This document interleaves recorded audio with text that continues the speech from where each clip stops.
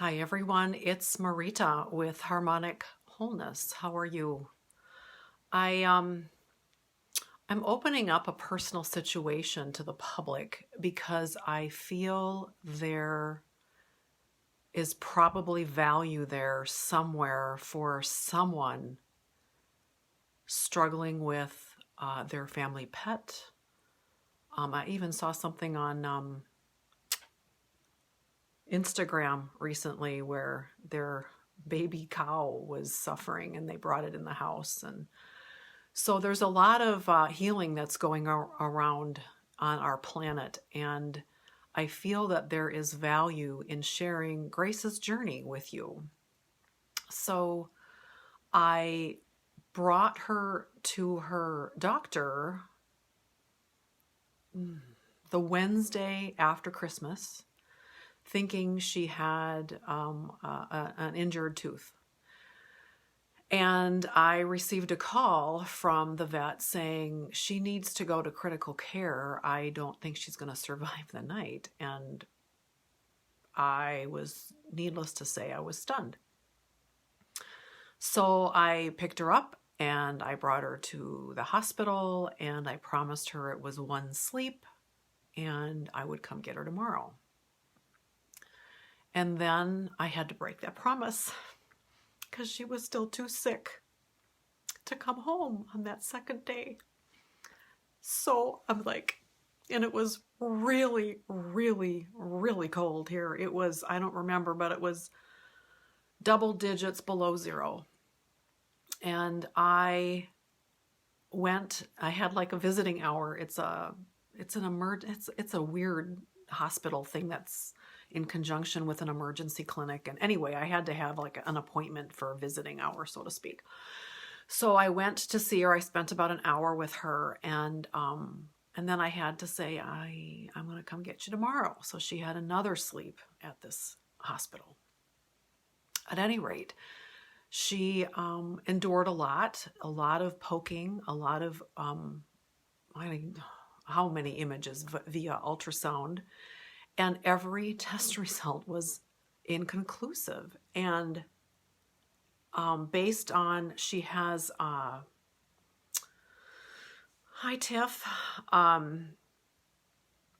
based on the ultrasound, she's got all these masses in her abdomen, and they were, of course, wanting to know what these were. And they did all these aspirations or aspirates or whatever they're called with a syringe, and they all came back inconclusive. And of course, they wanted to do more. And I'm like, if you're telling me she's got 4 weeks to live, what is poking her again going to give me? Like, not much. And so I put the kibosh on that. No more poking, just no more. And at any rate, so I wanted to share with you. I brought her home. I reached out on Facebook, and just the comments and the support, the prayers, the just the rallying around this 6.1 pound little tiny kitty has been phenomenal. I even had someone reach out to me and offering to do energy work. It's a special modality, and I forget. If someone wants to know what that is, I'm happy to find out the name of that for you. Just put it in the comments, and I'm going to see. I've got my laptop here because I don't see comments. I don't, like, they keep changing stuff. So if I'm going to try and keep an eye on that. At any rate, so this woman out in Oregon is working with my kitty about trapped emotions. And the interesting thing is, my cat's main vet, she is a yogi. And she had said to me, well, the yogi in me wants to know about the issues in the tissues. So that kind of went in my mind, like, okay, that's cool. How do you access that? I've got this beast that doesn't like talk. How do I access that? Well, and then here's this healer offering to work with my cat who does that. She accesses the trapped emotions. And it was heartbreaking because I rescued Grace. She'd been, she ran away. She got hit by a truck, left for dead. And a woman drove by and had that poor kitty. And she looked in the rearview mirror and there was Grace raising her head. And she went back and got her. So all that trauma now, I've had her for about 18, 19 months. So all that trauma from the abuse from which she ran away, which I learned about from animal communication. So there's another element of healing. And then the truck accident and all of that, just picture that, this little tiny kitty. Oh, I don't even want to talk about it. But all that trapped emotion now is coming up. And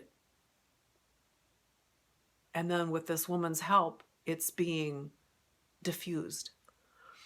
And so that is the emotional component of Grace's healing. And the similarity is, when we have an illness or an accident, there is an emotional component, and it's so crucial for us to address that, to not stuff it, because it's got to come out.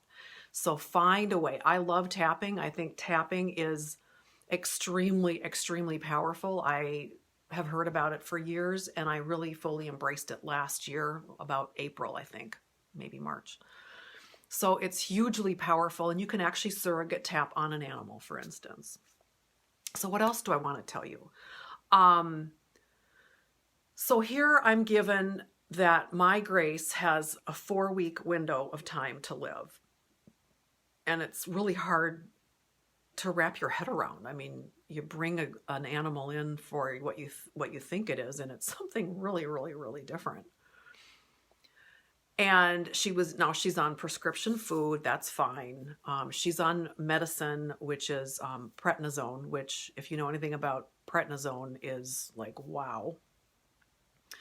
Immediately within 2 doses of that, I noticed a difference in her coat, and her appetite has really increased voraciously, which is totally exciting. The other element is, when you've been given a diagnosis like that, be it your mortality, your animal's mortality, what else? Or a severe, diagnosis like cancer or some unpleasant thing. Your mindset is so important. How you accept that or don't accept that. And for instance, with my brain injury 3.5 years ago, I can't remember now how long I was into that healing process, but my neurologist essentially sat across the room from me and said, "There's nothing more I can do for you. There's nothing more that can be done." And I thought, well, maybe not you and what Western medicine can give me. So I went on a search, and I found solutions that actually, I feel that I'm pretty much healed. I occasionally have these mental brain freezes where I can almost feel how the neurons are not working. They're just like stuck. But for the most part, I mean, I've totally defied what my specialist said. So taking that same attitude of, I'm not going to totally accept what you've given me. I'm going to take what you've said and I'm going to add to it. And so I looked at all of the solutions that I have in my back pocket as a healer, as an intuitive, as a wholeness advocate. I believe in empowerment, and I believe in the empowerment of the animal, even though they can't really speak, but they speak with what they accept. So I love my L-Phalang tea. It's a medicinal mushroom tea that I love and adore and drink all the time. And I have already been adding it to moist food because it rather than water, why not use that? It's got nutrition. So what I've noticed since she's been home is I've been adding that to her prescription moist food, and she laps up the tea first. And she didn't used to do that. She laps up the tea first and then eats, and then I keep adding more tea until she's like done. And so that's been really exciting. I started doing that probably day 2 right away. And then yesterday, 2 days ago, Alfie has a flagship product called Zhicell, Zhicell. It is the ultimate in cellular support. It's very bioavailable. It's a powder. And so what I've been doing is I've been adding that into her moist food with the tea, and she's snarfing that up. So that speaks to, I think, her will to live, number one, and it also is speaking to that her body is totally going after what it is that she needs, or that the body needs in order to heal. I have no idea how this is all going to play out at all. I brought her in for a recheck to her yogi doctor, and she was wowed. She's like, that looks like a completely different cat than last week. I can't believe that she's only going to live 4 more weeks. I said, well, at this time we've already spent a week, so 3 weeks. So she doesn't believe it. So I just feel like I want to share this with you. I don't know if I'm going to do future ones. I am going to go in and change a few of my private posts to public and use the hashtag Grace's Journey. So you can go, if you're curious, you can go back and look and just see what I've shared so that you kind of get the backstory a little bit. But I really want you to get that when you're given a diagnosis, you, a human, or for your animal, it doesn't mean that you can't supplement what the doctor is suggesting, right? The prescription food, and she loves it. And Aria, her baby, my other kitty, she likes the dry food, and I have to watch that, but she doesn't want anything to do with the moist food. So I'm kind of prattling along, but that's I just wanted to muse with you. And I didn't have any notes because they wouldn't come in. I just wanted to share that it's really important to just do what's intuitively correct for you and your health journey, for your pet's journey, and to start thinking bigger, because that's where we become empowered. That's when we take our power back and not putting everything in what that physician has said or what the test results have said. Because miracles do happen. They happen with prayer. They happen with energy. They happen with intent. They happen with mindset. So Grace, she may not survive this whole thing. She's only 3.5, so I would think I should have another 10 years, don't you think, right? She may not give me 10 years, but maybe she'll give me 2. Maybe she'll give me 5. Maybe she'll give me 6 weeks instead of 4. I have no idea. Right now, there is a plan, and the plan is to get her gaining weight, and my yogi doctor didn't tell me what that key number is, and then we're going to start backing off on the meds. But if you do have any, I'm just going to check here if there's any questions. If you do have any questions at all about anything that I've mentioned, or where your mind works in that mind map sort of way, I welcome the question. You can comment publicly on the post here. You can message me. I'm happy to share. I'm all about bringing harmony into the body.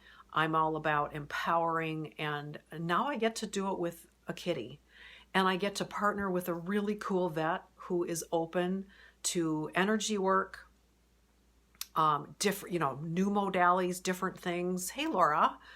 And that's exciting to me, is that as a society, we're getting away from just being told what to do, and we're allowing ourselves to think outside the box. And that is what, in my opinion, that is what this Lingji tea is doing, the Ji cell is doing. I forgot to mention that I also am an oiler. I've been using Young Living for almost 19 years, something like that. Hi, Laura, you're so cute. And so I put a tiny, tiny, tiny bit of oil on my hand, and then I use lotion, and I just pet her twice. And I'm trusting that the medicine from the oil goes where it needs to go. Through her olfactory, through when she's cleaning herself, that goes into her body. And she's very receptive to that as well. She's like my metaphysical little experiment. So it's very, very exciting. So I've talked long enough. If you've got questions, please ask. I'm very, very willing to help you. And just know that anything that I have said as a disclaimer, I'm not diagnosing. She was given a diagnosis, but I'm not diagnosing. I am not prescribing. I'm just telling you what I have done and how it's been received by my animal. So with that, I say, have a wonderful day, and I will see you next time. Marita with Harmonic Wholeness. Bye-bye.